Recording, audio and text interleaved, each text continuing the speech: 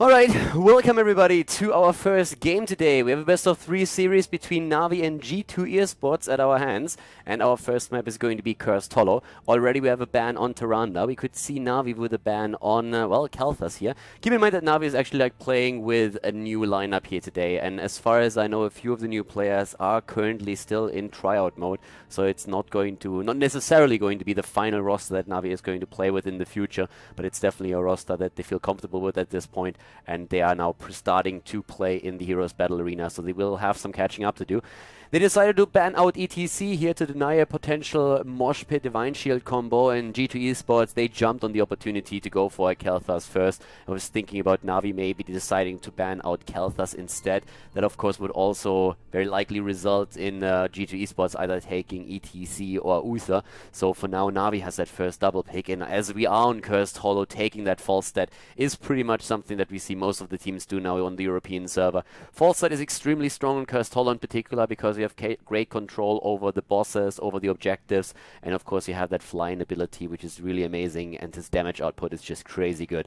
Muradin, as the best solo tank in the game, has also been picked by them, so they did not take an Uther, which is an opportunity for G2 Esports to take Uther. They could take a Tacita. Sonya is very strong right now, so G2 Esports has basically to decide, do we want to play a Sonya comp here, yes or no? They already take Tacita, and that opens up that Sonya for them. They could also decide to just head into something like a Zagara here. If you have already the Tacita, you're basically guaranteed that their creep tumors are not going to be destroyed, at least not by the Oracle Vision that Tacita provides. Your opponent will have to actually use his spells to take down these creep tumors, so it's a vision thing more than anything else. But right now, G2 Esports probably thinking along the lines of, well, Sonya, Zagara, and maybe that Uther that we already highlighted a little bit earlier. And after that, we're going to go into the bans. Keep in mind, this is a best of 3 series. The Heroes Battle Arena is powered by Twitch and G2A, and well, we're going to see what Navi can do. It's their first game, actually, in the Heroes Battle Arena, so that's going to be pretty cool to find out how they can fare with their new setup. They go into Tyrael here. Interesting choice. So they actually allow Navi to ban out... Well, first of all, Navi has to, of course, think about which heroes they would like to take. But they could still ban out heroes that combo well with Tacita. That is an opportunity that they have now, so they could ban something. Rough Baby is also once again watching. Hey dude, how you doing? Hope that you're having a great day so far. And enjoy the heroes coverage that we have incoming now. Well, that being said... Let's see if Khaldor jumps off the chair. Again, Khaldor toss. Reina Chibia smiley face. Today not. Today I was actually a little bit more prepared. And you get that Reina Chibi, of course, once we're back on the screen.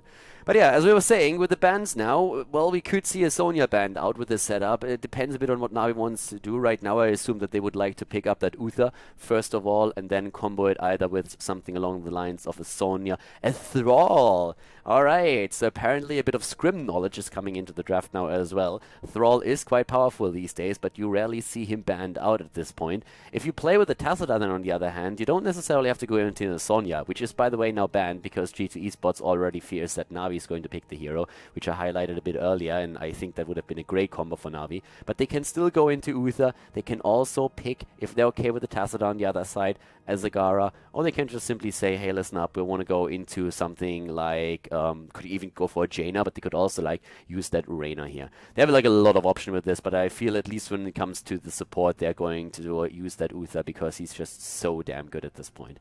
But as we've been saying a little bit, with that Thrall right now, thanks to the scaling changes, a bit stronger. You can play it on the side of G2 Esports because they have that Tacita, which is incredibly strong, not only with Sonya alone, but also with any kind of melee assassin like a Thrall, Illidan. It doesn't really matter which melee assassin you play. If you have a Tacita in there plus an additional support, you're going to be in a very decent position to support him. Navi now deciding to go into that Sylvanas. And Sylvanas, of course, and Illidan. Wow!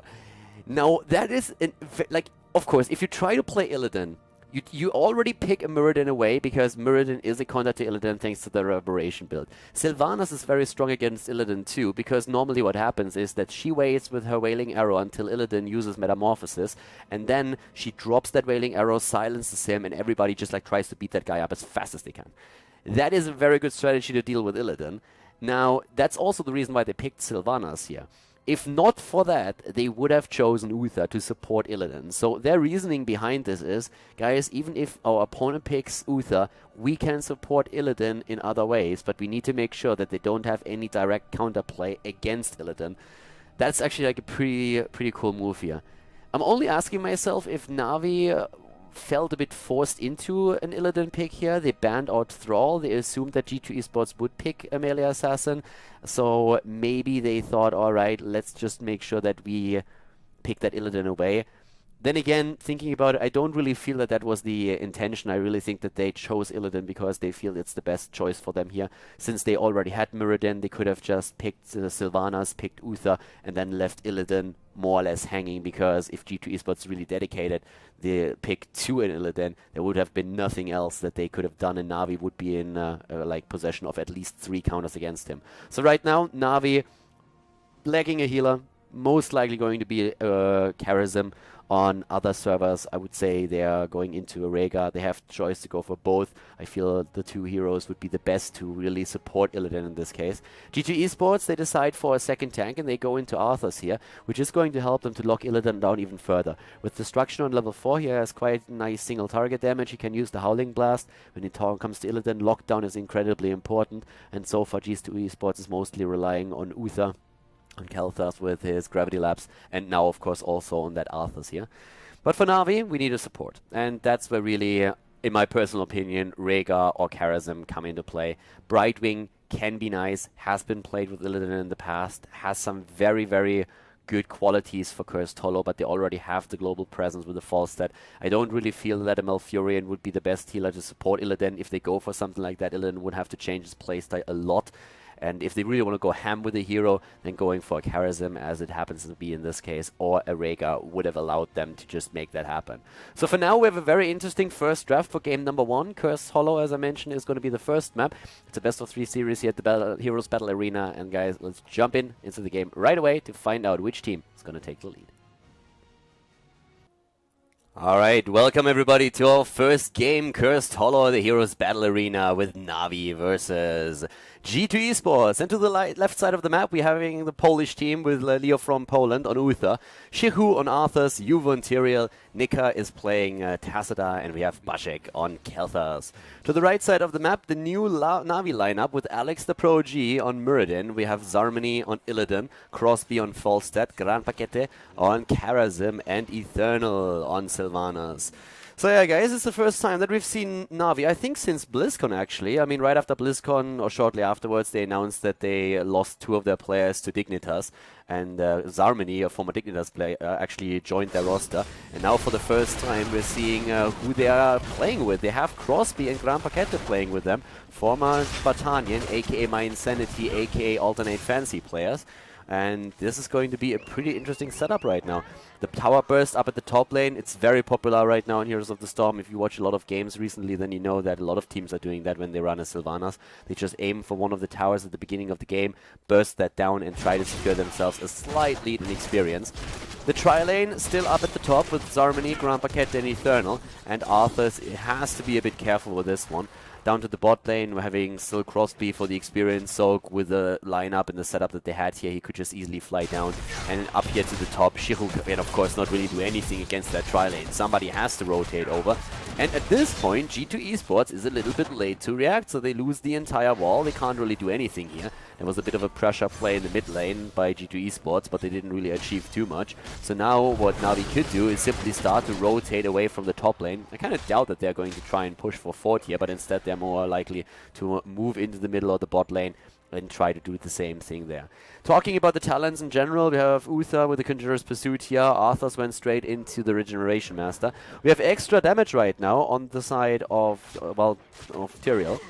So he went into the Purge Evil. There was a chance for him to going for the Regeneration Master as well and then run that off with a level 4 talent and the Amplified Healing, which he actually did not do. We are currently also seeing now the Mana Addict and Conjurer's Pursuit taken on the side of Kelthas and of Tacita. So a lot of the talents really just balanced around the Regeneration Globes. And besides that, we are seeing now With the Wind as a level 1 talent, Transcendence, Seasoned Marksman for Falstad, and Illidan going for the usual build with his level 1 Shadow Shield and the Immolation on level 4. Alex actually missing the Stormbolt over here. So we have currently already Leo, Bashek and Juve starting to rotate around. And the European scene at this point is definitely changing quite a bit. I mean, the players that you see on the side of Navi, especially when we're talking about Grand Paqueta and Crosby, are tryouts, so it's not necessarily the final roster that they're going to play with. It could be, though, but there's a lot of shifting happening. I mean, just the other day, My Insanity played, and they, of course, had new players now, too, that subbed in for them. We saw Whoopi, for example, playing for My Insanity. Just recently at DreamHack, he was playing with TCM, subbing in for them. So there's a lot of players still on the market that are just like switching teams, trying like as a tryout more or less, and just trying to find a team where they really feel comfortable with and know where they want to play. So there's still a bit of a change, or like of a changing period in the scene, and a lot of switches. Some of the teams already finalized their setup, Team Liquid for example being one of them, and Fnatic as well, but there's still some changes going on. Tribute on the map, and both of the teams now with a level 4 talent, as we are seeing them jumping around. And we have a couple of interesting choices on level 4. Looks like G2 is also going to get this first tribute here, and yes indeed they do, channeling that through, whereas we see Falstad not even moving. He can easily take down the tower at the bot lane. Crosby is starting to move up to the top so that the bottom tower can't hit him. He actually went on level 4 for the power throw, not really a big surprise to see that, but we have the Frozen Wastes taken for Arthas. So the mana cost reduction, that is pretty interesting and will most likely result in him also going for the damage talent later on during the talent phase. So that's something that he could just use to constantly put out pressure during the fight and make sure that his mana pool is not drained too fast. We have Retribution taken for the cooldown reduction for Tyrael. Now oftentimes when you go for Purge Evil, you will of course see that level 4 talent for Smite as well, but a lot of Tyrael players will still go into the amplified healing and try to play a bit of a hybrid build. Up at the top lane, still that fight between Illidan and Shiku, and I'm not quite sure if Arthas is going to win this one. If Zarmani actually jumps in again, he should probably move out here. He's gonna get the kill, I suppose. Oh, he decides to be safe. If he would have dived for Shiku, the chances were pretty high that he would have died here. So yeah, he lets Arthas escape, but of course there's experience now lost on the top lane, whereas Zarmani can just easily push that in. At the bottom lane, we see most of the pressure happening with both of the teams now on level 7, which gives Illidan finally his first aid. We're seeing Falstad with Secret Weapon, and of course the Circle of Life, or the Echo of Heaven, my bad. Would have been a bit early to see the Circle of Life here for Karazim, and the Unstable Poison for Sylvanas. Yeah, also, besides that, we have a bit of additional damage for Tassadar. So Tassadar didn't really decide to go into his normal shield build that we oftentimes see to support melee assassins or Sonya, any kind of frontliner with a high damage output, but instead went straight into the healing ward. That helps, of course, when you are trying to take a few of the camps. It helps to heal after the fight, and if you have really good positioning with that healing ward, you can really just try and push with it or use it during a battle as well, even though most of the time it's taken out pretty easily. He went on level 7 into the static charge, so it's more about damage than anything for him. And we still have Navi in a slight lead here. I mean, they have level 9, they are aiming for level 10 right now, so they have a pretty solid lead in experience, and we see rotations happening for them still, especially up to the top lane, where Arthur so far had a pretty tough game, not only at the beginning when they were starting to push in, but also against Zarmani on his Illidan in particular. Now it looks like that fort is gonna fall. Rotation is a bit too late. Shiku locks down Zarmani, but has to move back now. No way for him to save this, and here's the level 10s now with a Wailing Arrow, Metamorphosis, Mighty Gust, and we're going to see that Avatar, of course, as well as Karazim going supposedly into the Divine Palm, and there it is. If you're playing with an Illidan or any kind of melee assassin, then it's very likely that you're going to use Divine Palm over a 7-sided strike, even though both of those heroic abilities are totally viable and oftentimes used by teams not only here at the European server, but also in North America and in China. So now, G2 Esports, they are a little bit behind. They are most likely... Actually, I'm even going to lose out on that tribute, I suppose, because Bashik is there and is making sure that he interrupts Muradin, who, by the way, jumps away immediately right into the hands of Arthas, who locks him down. Now, that could become a bit of a problem, but the Mighty Gust saves him for a second. Alex just needs time to get the cooldown ready on the jump, and that's what he uses to dodge the gravity lapse. So it's tribute number 2 for the opponent's team. But in the meantime, the boss has been claimed up at the top, and that was, of course, a very, very smart reaction here by Navi. So they realized, well, boys, boss is not really going to happen for us. Tribute is not really going to happen for us. Let's go for the boss. And now they are starting to push at the bot, and whoa, they kill against Falstad. Well done. That's the first kill in the game, by the way. 7 minutes in. G2 Esports with the first kill here, and we're seeing everybody else aiming straight for the walls again. Even though they're down one hero, they can easily start to push in the bot lane because everybody else has to defend against the boss to the top, and that boss is draining the ammunition of both of the towers, went through the gate, and is also putting the pain on the two remaining structures here. Job well done by NaVi. They are still an entire level ahead of their opponent now, which is super solid. We have, by the way, Uther going into, you might have seen that already when he was locking down Falstad. Uther went into the Divine Storm, so no Divine Shield here for him. Besides that, it's still the Army of the Dead, Phoenix, Force Wall, and Sanctification. But having that extra stun is really an adjustment that you make because you are trying to lock down Illidan. Of course, it also worked beautifully against Falstad a bit earlier and secured that kill for them. But especially if you have a melee assassin in your opponent's midst, then that Divine Storm is suddenly looking really good.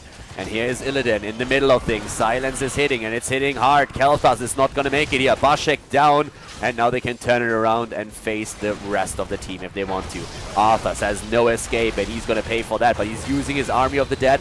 Nice Sanctification here by Tyrael. They're jumping in, they're going deep. Nice move against Illidan. He jumps in with the Metamorphosis. We already had the Divine Storm used, but not enough lockdown to keep Illidan down. They kill Uther as well. Zarmany is turning around, and with that boss still available for NaVi, they take the opportunity to claim it. They also have a tribute now on the map that they could rotate towards and take out, but this is a great position for them. They will hit level 13 now, and that alone is already a nice advantage. But Bashek is already starting to rotate over. They of course know what's happening, but they can't really do anything about it. They don't have the entire team on the map. They don't have the level 13 talent, and by now we see NaVi use that quite well. I mean, they're using it of course for Giant Killer. We have the Sixth Sense talent taken for the additional shield with the evasion against abilities, and we'll see the extra damage on Muradin. Alex is gonna have quite some fun with that, as Nika in the mid lane is running into a bit of trouble. Not quite sure if yeah, he has his cooldown still ready.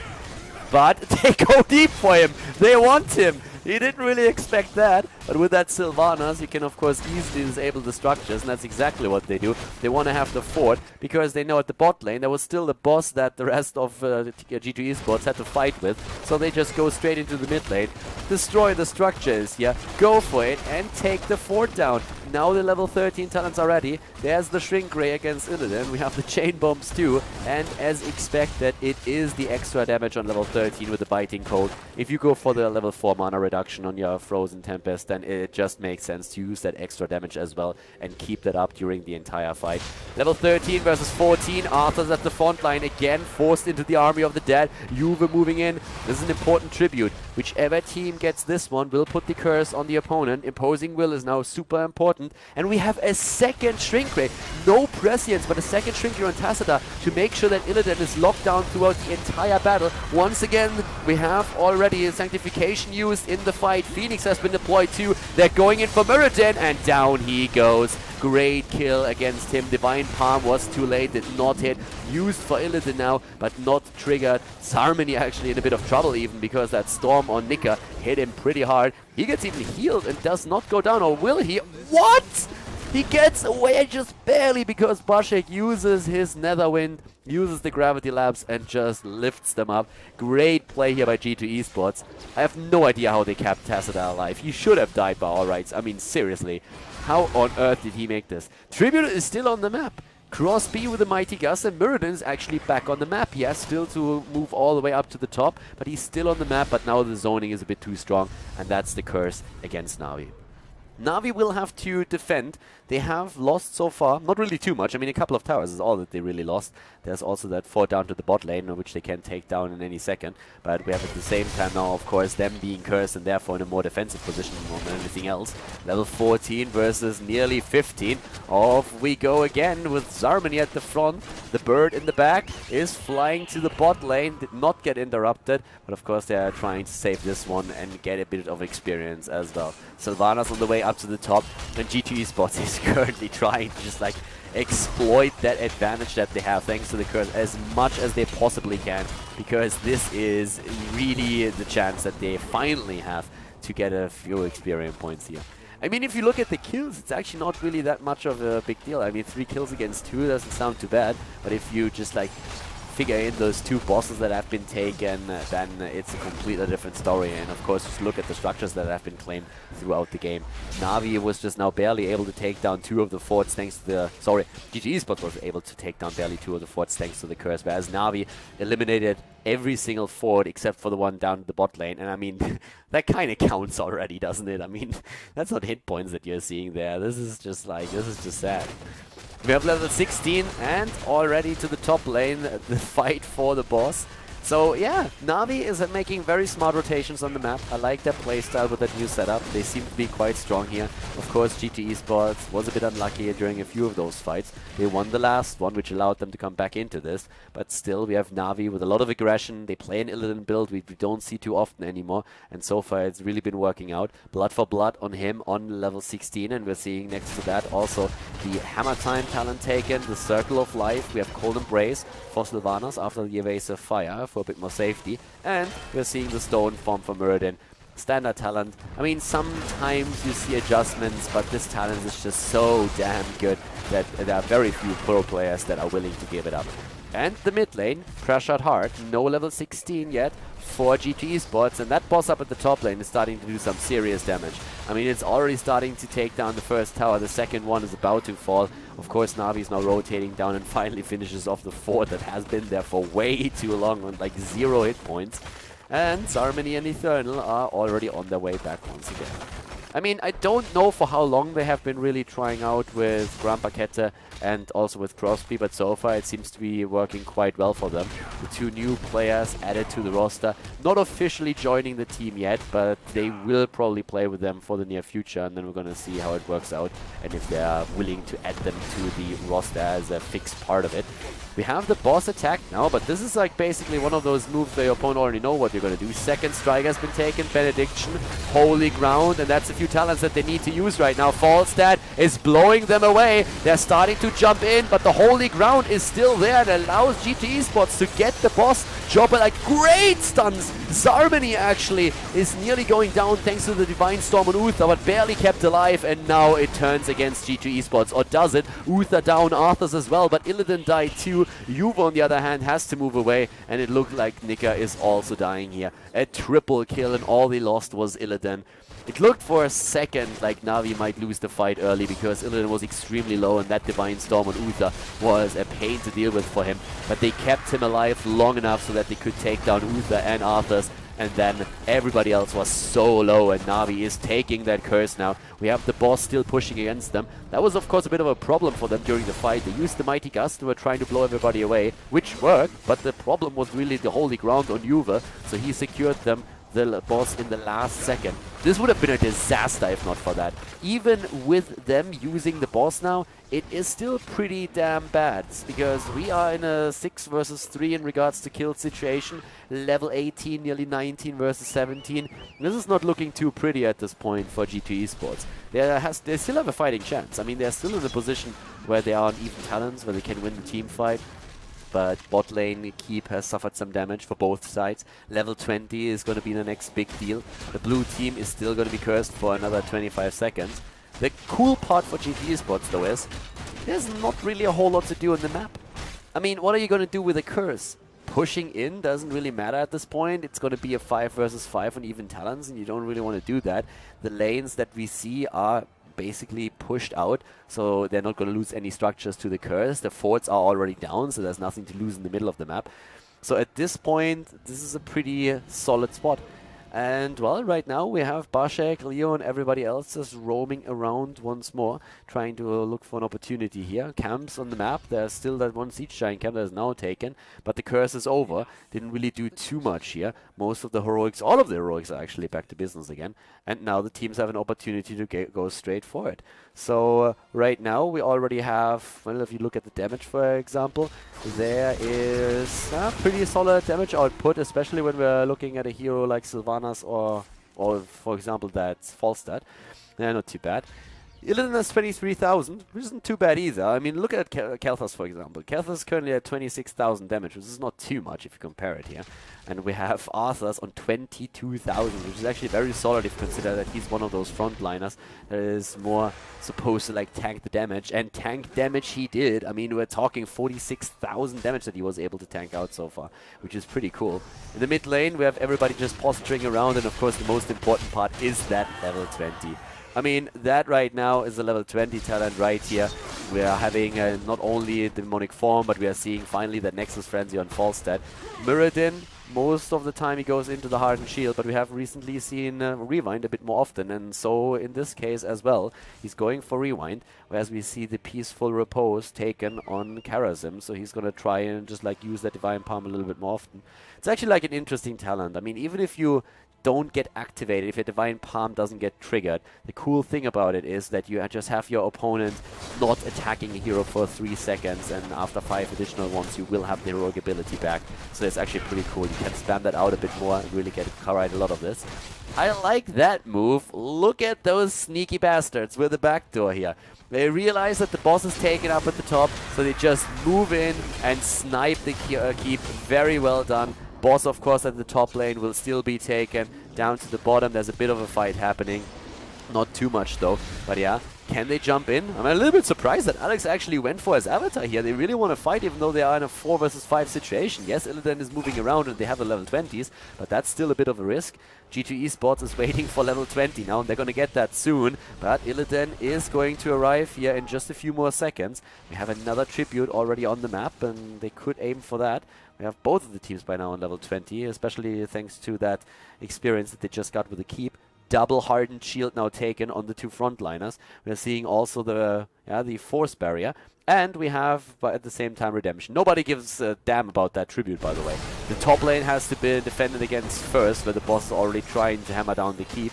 Down to the bot lane, of course, it's the easy pickings here to go for that half hit point keep that was still in play. That Force Wall doesn't do anything, by the way. Doesn't do anything at all.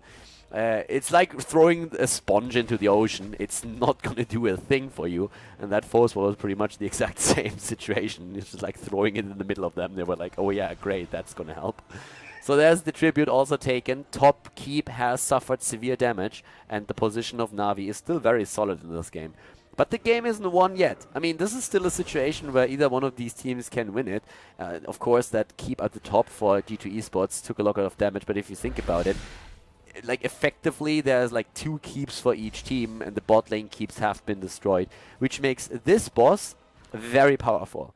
This boss, doesn't matter which team takes it, is one of the most powerful camps in the entire map right now. It's the most powerful camp on the map.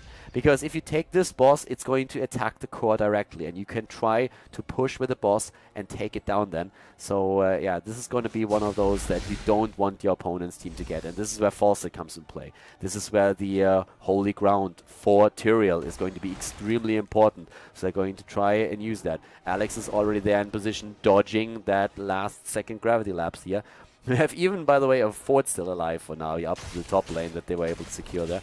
They start to go for boss. It's a bit of a ballsy move here, though, because, well, we're going to see Arthur's double check what's going on there soon enough. But somebody had to take care of that wave at the top if they don't want to lose out on the keep. The problem is they can't lose this, and they moved away with too many heroes. They might actually lose this now. Tyrael is about to move in. Alex is trying to zone him. Where's Falstad? There he is, and they claim the boss. This is a nightmare for G2 Esports. This is really a nightmare. If Zamani dies, on the other hand, that might be the chance that they need. Metamorphosis is being used, demonic form. We have already Tyrael with sanctification, but that boss is moving at the bot lane, and it's not only the boss, there's also another mercenary camp with those 2 siege giants, and all that Navi has to do right now is push with the boss. The boss is going to go straight for core here, and that's going to be a disaster. There's a tribunal map too, but nobody really cares about the tribunal at this point. Everybody wants to just go in and take that game right now, especially at the front line where we have Alex the Pro G. He can jump away. We have most of the heroic abilities not ready, but just a second ago, Mighty Gust came off cooldown, so they can use that too. They go for the kill against Shihu. They get that in. Great play here. The boss is hammering down on the core. but it's not going to fall to the boss alone. They have to either distract the opponent's team or at least deliver some of the damage themselves now, and they are looking strong, but that boss is nearly defended against. Tyrael goes down too. Can they get the kill against Muradin? Yes, he tries to jump again, but he is dead. And it looks like they're able to defend. 85% on the core. Job well done by G2 Esports. Really good job. I mean, they went for a crazy good defense here. They took down Muradin, they lost 2 heroes, but they were still able to burst down that boss and didn't lose the game here.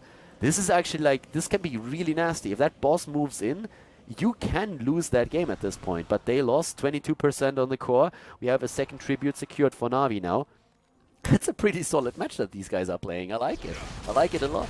If you think about like G2 Esports is one of the teams that has been playing with this particular team lineup for a long time, and Navi is using 2 tryouts. They only had probably a week or 2, maybe 3 to play with. So that's pretty impressive here on the side of Navi. But G2 Esports still, I mean, they are with 4 kills against 8 in a decent position on the map. It's not like they are in a horrible spot here. They suffered a lot more damage and they are behind, but it's not an unwinnable position at all. If they get an opportunity to just like win one battle, that's all that they really need to do here. So once again, we have the teams just trying to find a sweet spot there. And up at the top lane, there's another 10 seconds until that boss is back. But G2 Esports is a bit with the back to the wall now, because there's a boss at the top lane that's going to be a problem. And there's a tribute down here, which is also a big issue, since it would be a cursed tribute.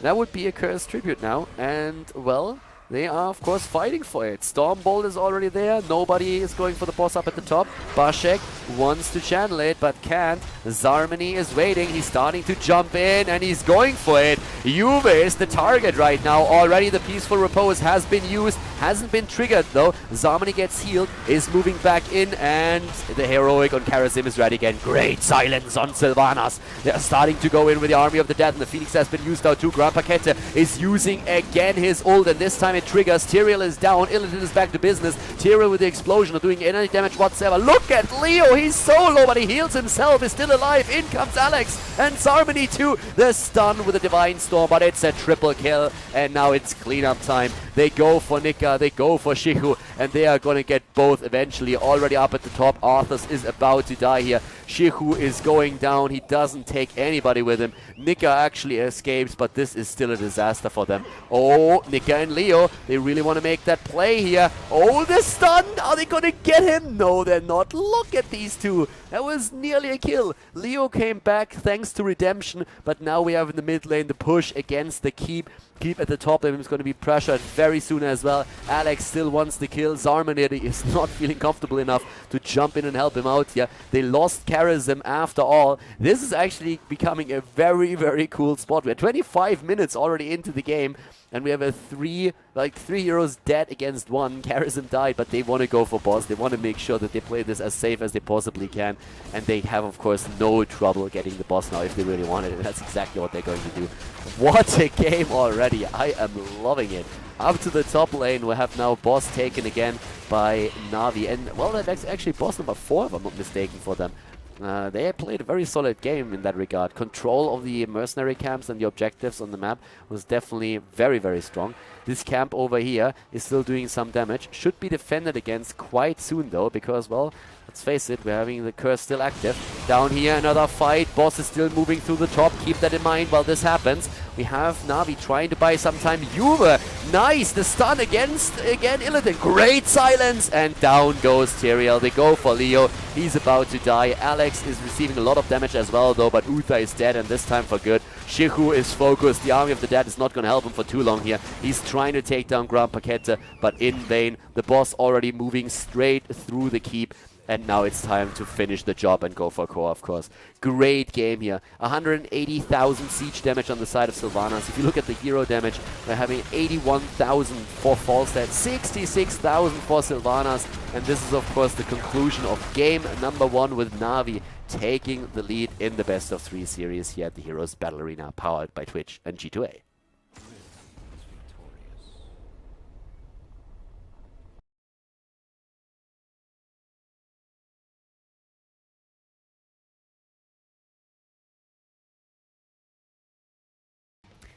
Infernal Shrines is our second map, and we have G2 Esports with the first pick, first ban, and they ban out Muradin immediately.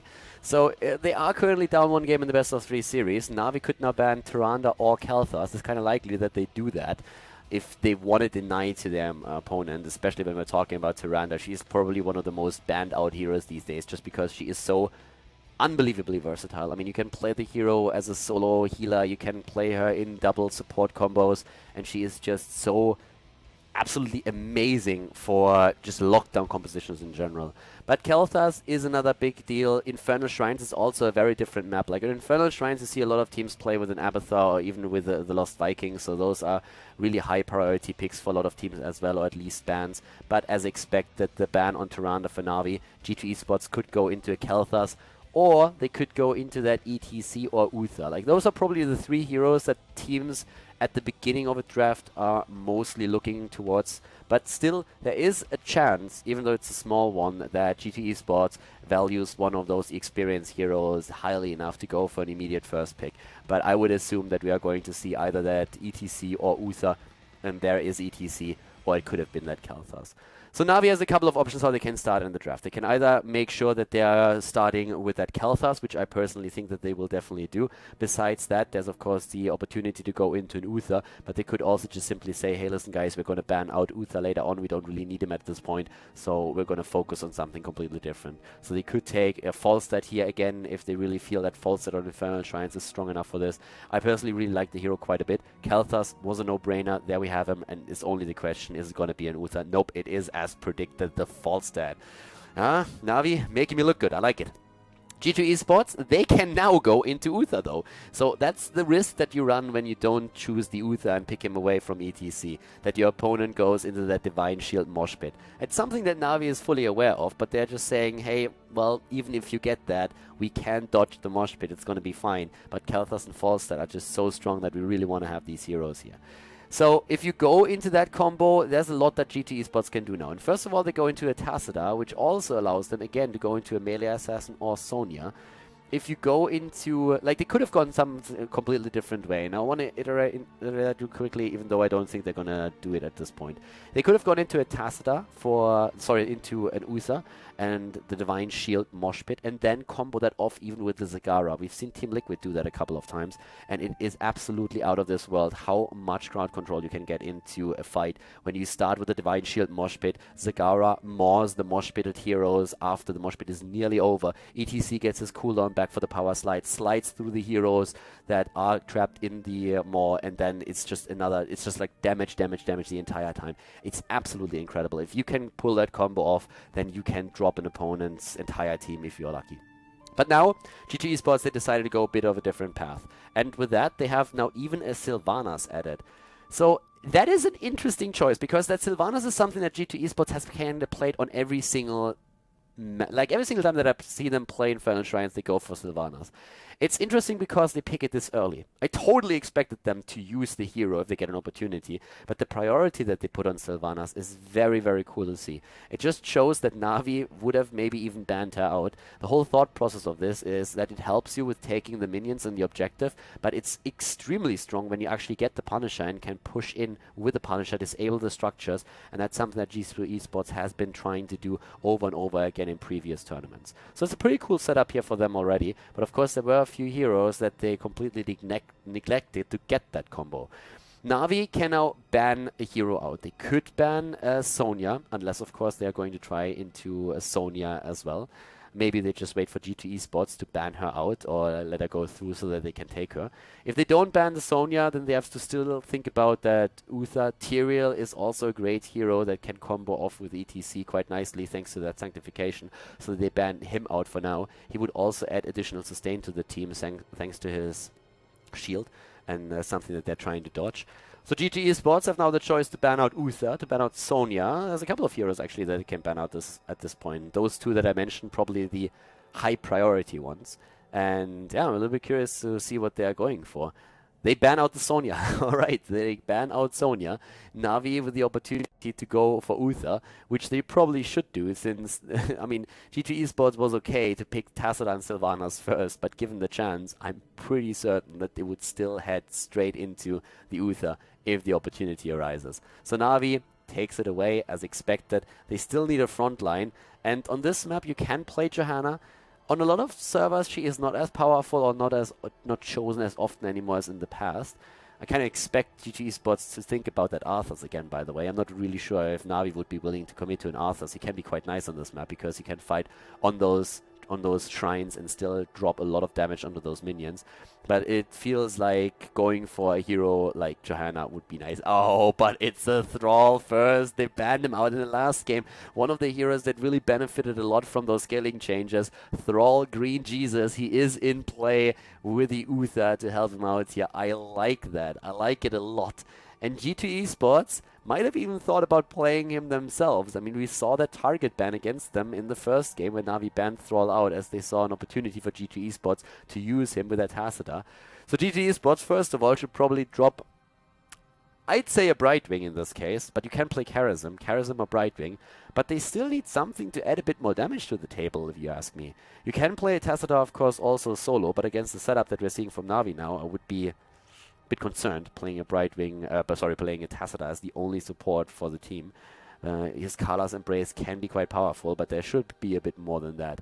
So for now, they have to really answer that question for themselves, who they want to use at that for that additional damage. They could go into that Arthas, helps him a lot with that extra damage, and also, of course, they would have another frontliner, but they also need a range damage dealer, and there is Vala for them over the potential Reina, and yeah, I guess that's it. Reina and Vala would have probably been the two choices. Vala is getting a lot more popular these days, and with Sylvanas plus Vala and Tacita, you are in a decent spot. This allows you to go into another frontliner and drop the second support if you want, but you can still play. So at this point, they can either go into support or into a frontliner, one of the two. Tacita, like if Vala, for example, plays a full arrow build, she has some self-sustain thanks to that. Sylvanas has the opportunity to. We have Tacita with the shields, etc., with the groupies that he can go for, and the proc rock, but they decide to still play that with a charism, and that, of course, gives them even more of a sustain. Makes also that front line a little bit, I mean, etc. is a bit squishy compared to a double warrior setup or other warriors. Na'Vi still need one as well, and there's the Johanna that we kind of expected Alex to go for as a solo tanking. Makes perfect sense to go for Johanna in this case. But yeah, the setup for Na'Vi is powerful, very powerful. I like that draft a lot. G2 Esports, it's definitely a lineup that can win, no doubts about that, but it's one where you have to really lock down everything perfectly or you are going to run into trouble. If they are able to disable that Thrall, then they have a good chance here, but keep in mind that they are not really relying on too much stun. The only control spells during the game that they have are on ETC, at least when it comes to direct stun. Sylvanas has a silence, and that's already about it. If Vala doesn't go into the Rain of Vengeance, then they're really going to lack hard lockdown, and that's an issue.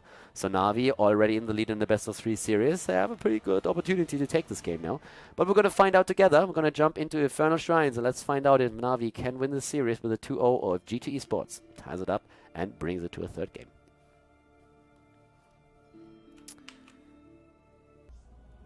Game on, ladies and gentlemen. Map number 2 in the best of 3 series is Infernal Shrines. The Heroes Battle Arena powered by Twitch and G2A, and we have to the left side of the map Gamers2, aka G2 Esports. They rebranded it a bit. We have Leo from Poland on Charism. Nika is playing Tacita. Shihu on ETC. Bashek on Sylvanas. And Juve on Vala.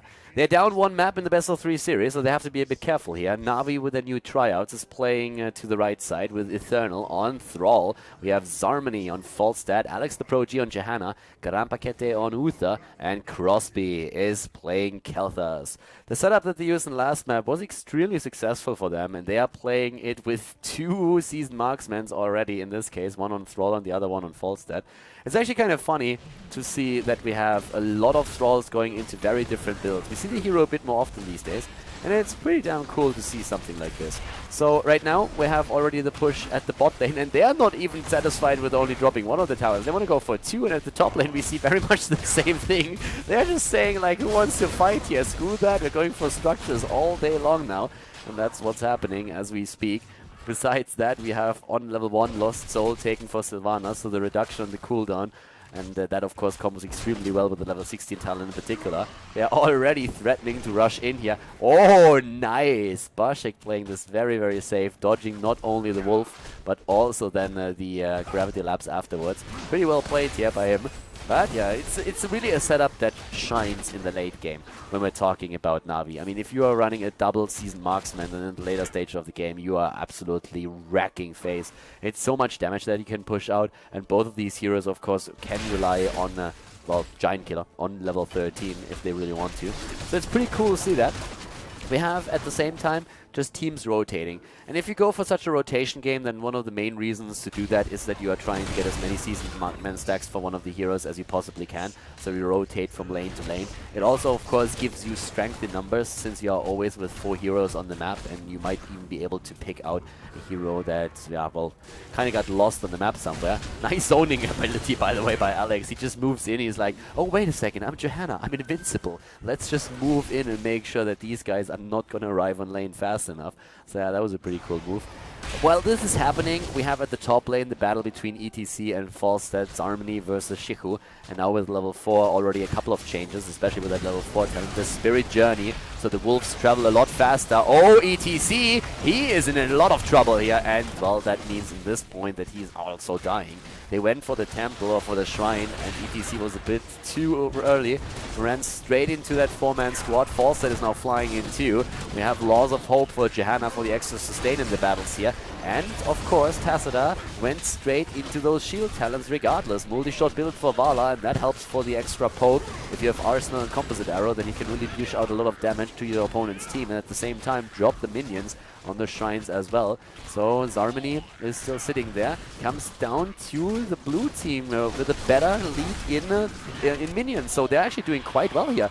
Despite the fact that they lost ETC early, they have a lot of AoE damage with their heroes, and they are putting it to good use. I don't really feel that Navi is going to be too worried about it, because level 1 or the first Punisher is not really too strong.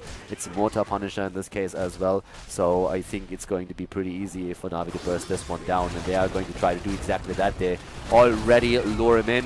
And Master Baiters here on the side of Team Navi, they're doing that exceptionally well. They had a lot of training.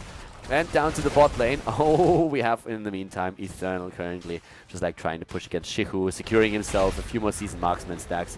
The wall has fallen, but that's already about it. I mean, he lost the 2 towers. It's still even experience for the 2 teams, so it's all good. Up at the top, we are seeing Zarmany against Juve this time.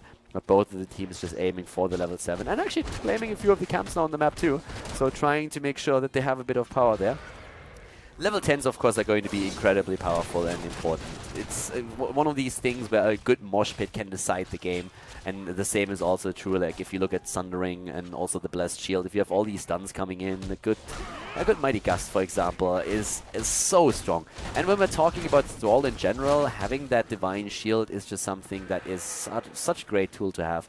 Because, well, Thrall, he wants to go ham, he wants to build up some momentum. And the few things that really are bad against that, stuns are really annoying, and of course if you feel that you can't go deep because you're taken out, then you are also in a bit of a tricky position as Thrall. But you want to build up the momentum and want to go full Green Jesus mode and move in and take them down, and that's what we are going to see once the Divine Shield is ready, because then Uther is going to have a much easier time keeping him alive here. So we already have the level 7 talents in play, and with Tassadar, it's no surprise to see Kala's Embrace taken on level 7 now.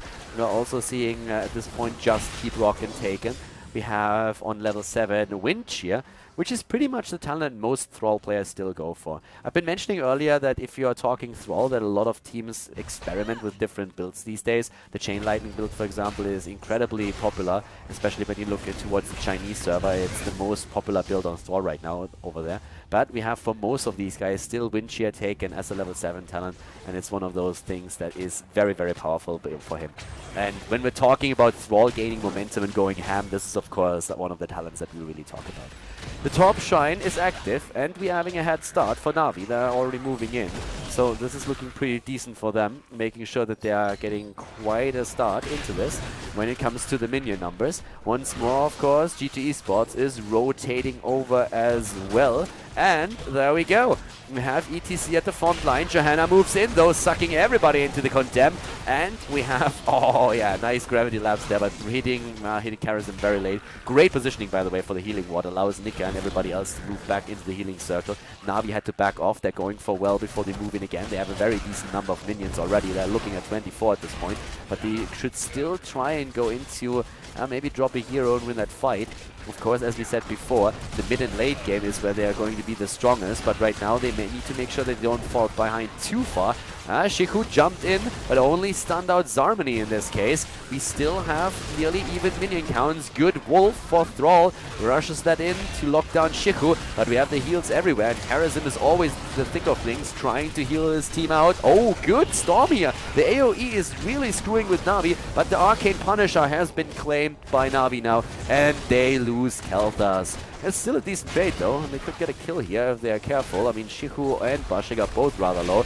Nice Condemn again. Oh, the power slide coming off cooldown in the last second. Eternal and Bashik nearly going toe-to-toe here, but Sylvanas is able to escape. It's of course always a menace to go up against these Arcane Punishers. Arcane Sentries. Nice kill against Sylvanas. Oh, but Alex needs to move back. Yeah, if you go up against Arcane Sentries, then you have to be careful. They're the reason of many hardcore deaths in Diablo 3. And in Heroes of the Storm, they're also starting to take their toll here. It's one of the strongest Punisher for sure that you can get.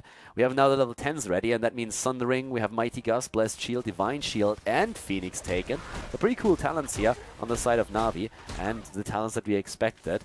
No big surprises yet either when we're looking at the heroic abilities for the opponent's team. The Polish team with the Mosh Pit, with the Wailing Arrow, with Divine Palm, Strafe also used.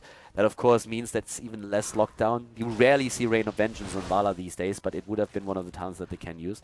Leo, can he dash away? They lock him down way too hard. Good gravity lapse, not allowing him to jump to Vala. She was ready. Here comes the Sundering, and they're trying to go for Bashik, and they might get him. Alex is moving in, but the shield of Nika is keeping Sylvana safe for now. Once again, Na'Vi is starting with a bit of a killing spree here.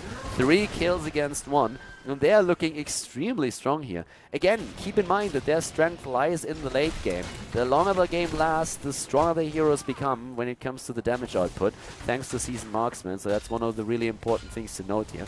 We have down to the bot lane, a bit of a pressure play against Alex. Looking at damage in particular, we have 18,000 already on Falstad, and that is, well, pretty early in the game still. Vala on 19,000, when it comes to healing power, 17,000 on Uther, and Karazhan was 21,000. If you play a very melee-heavy setup, and Karazhan can always just like jump in, then of course he gets the most healing numbers out. But even in this game, it's pretty decent, and one of the main reasons is that of course a lot of these fights are just concentrated on those objective spots, and that allows him to just get the most out of his healing abilities. So for now, we have another shrine activated, and that's already the attempt to get a few of these minions. Alex moved in, but Shihu tries to go for him. Eternal with a Chain Lightning. In comes Falstad. Nice Force Wall. Really decent use here, and a significant lead for G2 Esports when it comes to the numbers. The healing ward once again in a great position in the backline to help them keeping everybody alive.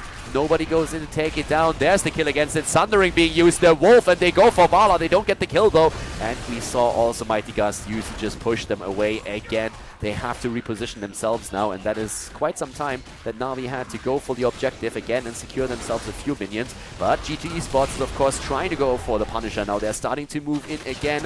Here comes the Force Wall once more. Those 12-second cooldowns are amazing for these prolonged fights, and especially on Inferno Shrines, we have very long battles for the objective. Alex flanking with a good Condemn and used his Blessed Shield too. Here comes that Mosh Pit.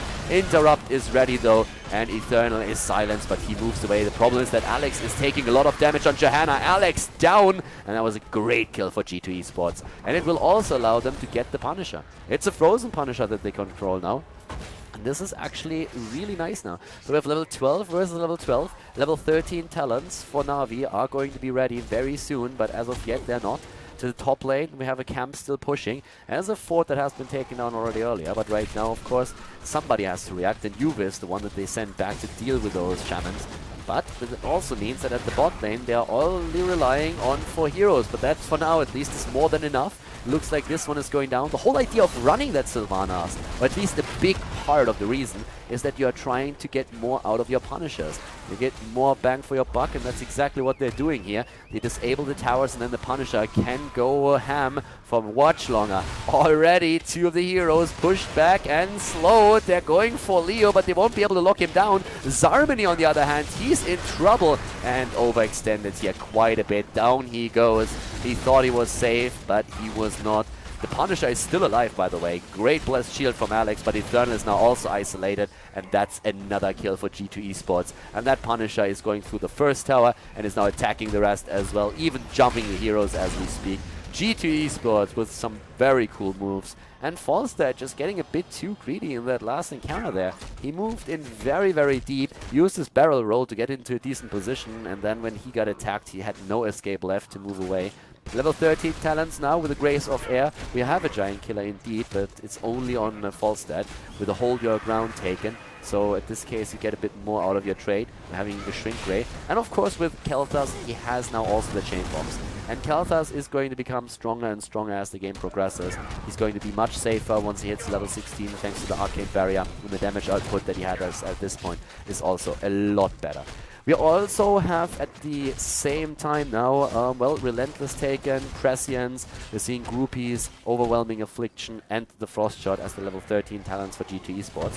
In a very solid position here, actually. So right now, with G2 Esports, they are in a really good spot, but they still have to be extremely careful, because that Navi lineup is, as I've been mentioning many times now, going to become stronger towards the late game. Crosby on his Kel'Thas is going to be very safe and can dish out a lot of damage. Season Markman stacks are going to really come into play once we have like the 20-minute mark. So right now, as long as they don't fall behind too much, they're still going to be alright. And in those battles that we see for the Punisher, we're of course going to see the Chain Bomb now do a lot of damage. So that's a few of the things that you really need to keep in your mind if you're talking about this. The big problem for Navi could be that additional Punishers with the assistance of Sylvanas could do even more damage, and that would be a disaster for them. Falstad has to fly around, is just trying to soak a few of those stacks. He doesn't know where the opponent is, so he's playing this actually like very, very careful. Not moving in at all. Crosby's now with him though, so they realize, well, they're up in the top lane, they have the vision for now. And G2 Esports, they want to get level 16 so that they can use that extra talent for the fight at the shrine to the top, and they get it. But that allows now their opponents to move into the mid lane and the bot lane. So it's two lanes that are being pushed, and the reaction of G2 Esports is like, well guys, if you want to destroy a few forts, be our guest, we will simply take your keep. And that's now something that of course Navi has to react to. I really, really like this move by G2 Esports. It's brilliant. They force a few of the heroes back. The bottom fort has been destroyed by Zarmany though, and in the mid lane we had some very nice pressure against the, at least, well, the fort not so much, but at least the wall. So for now, it's level 16 versus 16, and they're starting to rotate to the top. Pretty cool development, I like it. We have on level 16 now the Tempest Fury. We also have Arcane Barrier and Benediction. We have at the same time Speed Metal for ETC for his positioning. And we're seeing the second strike now also used for Tacita. A bit more extra damage for them. Circle of Life. AoE is super important on this map. It's one of the reasons why we have these talents taken now.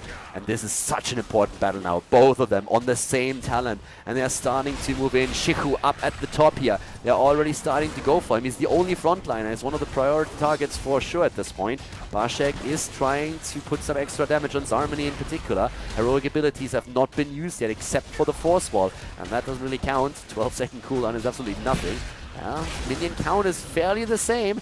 Nobody really committing to the fight just yet. Everybody just poking a bit from a distance, trying to get an advantageous position so that they can move in. Here on the other hand comes the Phoenix, and that's going to be a strong one. Shihu moves out of it. Mighty Gust used to give also Eternal some room to breathe. They have a lot of the heroics already used, the Blessed Shield being one of them. Shihu is still looking for an opportunity to use his Mosh Pit. Zarmany at the front, dodging that Wailing Arrow. Bashek was trying to go for a kill. Sundering is being used, and they condemn. Nice move on Karazim, securing ETC. He doesn't go down. The Divine Shield, on the other hand, for Zarmany is keeping him alive. He dashes away in the last second. ETC using the Mosh Pit. Bashek is nearly dead. Falsa was trying to go for her. The Punisher taken by the red team. It's Navi who controls it. Shihu moves back again, and everybody is just chasing G2 Esports now. Once more, Leo is in a bit of trouble, and this time he's not going to get away, or is he? No, he's not. Karazim is dead. He did a great job keeping his teammates alive, especially ETC, who is saved with the Divine Palm. And now they're going in again with Juve already in trouble. The Punisher really wants him. Yeah, well, these Demon Hunters, Punishers, they know exactly what they have to focus first. Level 17 versus 17, and this could be the first keep in the game. It should be the first keep in the game. I mean, they're going ham on it now, and they will drop it for sure. 5 kills against 4. Great play here by Navi. Eternal, oh my god, just barely surviving here. It looked for a second like he would die, but then Uther had his cooldowns ready again and could keep him alive. The damage output. Falstead with 31,000, but just look at Thrall. He's at 37,000 damage by now, and he is leading the charts with that. Of course, Khaldor has picked up quite a bit of damage as well, thanks to those chain bombs. With 34,000, he's looking very solid. His siege damage output is at 113,000, and therefore he's one of the biggest assets now for Navi. When we're looking at G2 Esports, it's actually still very much the same picture that we've seen before. We have Vala and Sylvanas as the main damage dealers, but Khaldor's, well, Tassadar actually is not too far behind. If you think about his damage and also his heals, he's just such a versatile hero. 32,000 heals thanks to the shields and the healing ward. He still has 27,000 damage, and we are seeing him with 80,000 siege damage. So he's a jack of all trades, and he is very, very good at that.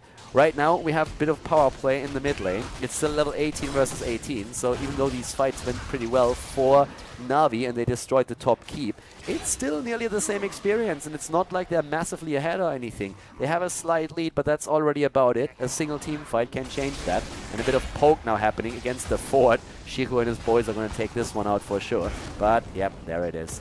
Taken down, but we still see down here Eternal going straight for a few additional minion kills, and we are currently 17 minutes into the game. Up to the top lane, there's a great camp that has been taken earlier, and of course there needs to be a reaction. G2 sends 2 of the heroes up to the top to take that down, but we have another shrine ready. And no matter who takes this shrine, if you are able to push with 4 or 5 heroes, once that the Punisher is on the map, you're going to take a keep. And both teams know that. You can even do more than that, but who's going to get it? This is going to be an incredibly important one that's going to be taken here. ETC needs to be super careful right now. He can't die.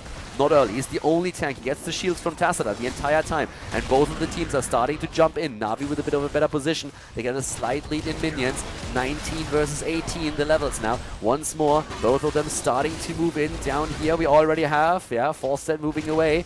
Not really too impressed by that Tassadar force wall. They're going for Shiku though. He slides away. Damage everywhere. Crosby with all those chain bombs right now. And the Phoenix. He's doing so much work here for the team. It's beautiful. Up into the top. Shiku in a bit of trouble. But we have 28 of the minions already taken by Navi. They're in a very good position here. And ETC is now moving back after he welled up in the mid lane. He needs that mana. He needs those hit points. He's starting to go in. Where is that mosh pit? He can't go for it. He's lifted into the air and they burst him down, or they tried to, but the Divine Palm is saving him once again. The Punisher is claimed. ETC is down, and it's going to be another move on the side of Navi. Great Divine Shield. Grand Paquette. The reaction here. Zarmani dashes away, would have died to the poison, but Grand Paquette is ready with the Divine Shield and make sure that he doesn't. Now they are locking down Leo. They really want the kill against him, and they get it. It's a double kill. The top lane has been pressured by the catapults, and G2 Esports is trying to defend here. But now we have level 20s, the Storm Talents ready for Navi, and that's Nexus Frenzy now for Falstead. He's gonna go ham. We have Double Bolt of the Storm for Thrall, for Khaldor, and also Redemption plus Indestructible. They want to finish the game. The Punisher is already destroying the mid-keep. Made a bit of a detour, but we have Navi on core now. They want to finish this, and it's a 5 versus 3 situation with the Punisher starting to move into it now as well. This, ladies and gentlemen, is going to be the 2-0 for Navi against G2 Esports. GG, and well played. Navi takes it without dropping a map.